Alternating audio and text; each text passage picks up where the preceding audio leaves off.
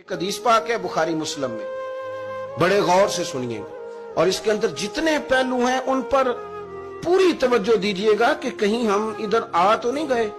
رسول پاک صلی اللہ علیہ وسلم نا ہمارے لیے سب سے بڑے حکیم ہیں، سب سے زیادہ حکمت حضور نے ہمیں بتلائی ہے کہ اس رستے چلو گے تو بچو گے، اس رستے جاؤ گے تو ہلاک ہو جاؤ گے۔ نبی کریم علیہ السلام نے فرمایا، بخاری مسلم میں فرمایا، 7 ہلاک کرنے والی چیزوں سے بچنا، اگر ان میں تم چلے گئے تو ہلاک ہو جاؤ گے۔ 7 چیزیں ہیں جو تمہیں ہلاک کر دیں، برباد ہو جاؤ گے، تباہ ہو جاؤ گے، ہلاکت کا سفر ہے یہ، 7 چیزوں سے بچو۔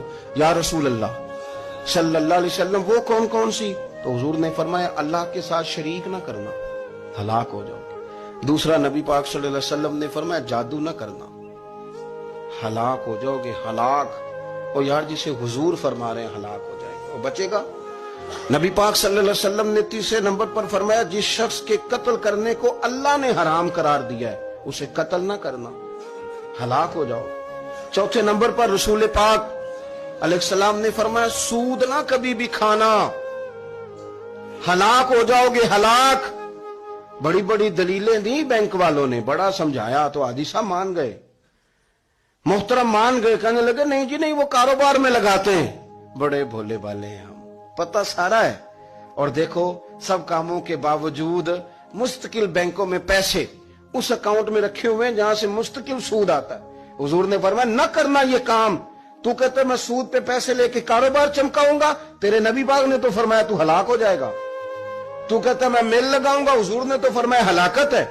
تو کہتا ہے میں بڑا کچھ کر جاؤں گا تو ہلاکت ہے۔ اچھی طرح سمجھ لیں، اصل مال بھی ضائع ہو جاتا ہے اس بندے کا جو سود کا مال ملا لیتا ہے، اصل برکت بھی اڑ جاتی۔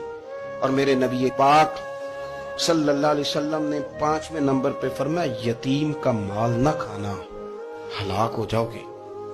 نہ کھانا ان کا مال، یہ کروڑوں ہو، اربوں ہو یا 10 روپے ہو، یتیم کا پیسہ نہ کھا جانا، ہلاک ہو جاؤ گے، ہلاکت تمہیں آ لے گی۔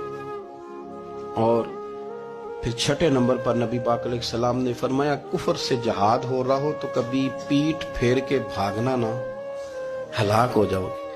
اور 7ویں نمبر پر اللہ کے رسول نے فرمایا، بے قصور اور بے گناہ عورت پر تہمت نہ لگانا، بلا وجہ بہو کے کھاتے نہ کچھ ڈال دے، بلا وجہ بھابھی اور بیوی اور کسی بھی خاتون پر کوئی الزام بے قصور عورت پر بہتان نہ لگانا۔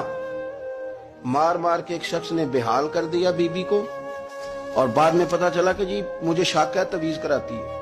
کیا آپ کی سوچ ہے؟ مسلمان اللہ کو ماننے والا اور اس باتوں پر الزام لگائے گا تویز کرا کے لاتی؟ بے قصور عورت پر بہتان، یہ ایک تو بات ہے اسے مارنا، اور ایک یہ ہے کہ کوئی تکلیف دینا، اور ایک خالی اتنی بات کی کہ بہتان بھی نہ لگانا، اس پر الزام نہ لگانا، یعنی تم نے صرف بے قصور عورت پر الزام ہی لگایا تو حضور فرماتے ہیں ہلاک ہو جاؤ۔ یہ ہلاکت والا کام ہے، لیکن ہم بغیر سوچے سمجھے کہہ دیتے ہیں اس نے کہا ہے، اس نے کیا ہے، یہ کرتی ہے، یہ کام نہیں کرے۔ یہ 7 وہ چیزیں ہیں جو ہلاک کر دیں گی۔